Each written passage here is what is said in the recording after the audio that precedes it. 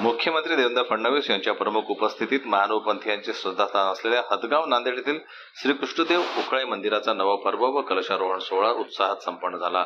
याप्रसंगी मुख्यमंत्री श्री फडणवीस यांनी उखळाई माईचे दर्शन घेऊन विडा अवसर केले, तसेच श्रीकृष्ण मूर्तीचे अनावरण केले, जिथे सर्वांची मनोकामना पूर्ण होते, गरिबांना आधार मिळतो आणि दुःखितांच्या वेदनांवर फुंकर मारली जाते अशी पवित्र जागा म्हणजे श्रीकृष्णदेव उखळाई मंदिर। मानवपंथीयांची 500 वर्षाची परंपरा असलेले हे महत्त्वपूर्ण पीठ आहे।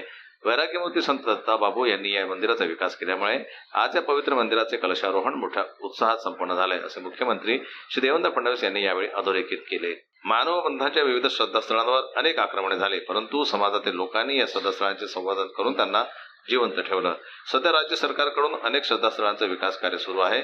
मराठी भाषेतील विपुल ज्ञानसंपदेसाठी रिद्धपूर येथे मराठी भाषा विद्यापीठ सुरू करण्यात आलं असून त्याचा पुढील विकास सुरू झालेला आहे। येत्या 5 वर्षात महानव पंथातील प्रमुख स्थळांचा विकास होईल असा विश्वास मुख्यमंत्री श्री देवेंद्र फडणवीस यांनी यावेळी व्यक्त केला। यावेळी खासदार नागेश पाटील आष्टीकर, आमदार हेमंत पाटील, आमदार बाबूराव कदम कोवाळीकर, आमदार बालाजी कल्याणकर, आमदार भीमराव केराम तसेच मानव पंथांचे संत महंत मठाधिपती आणि इतर मान्यवर उपस्थित होते।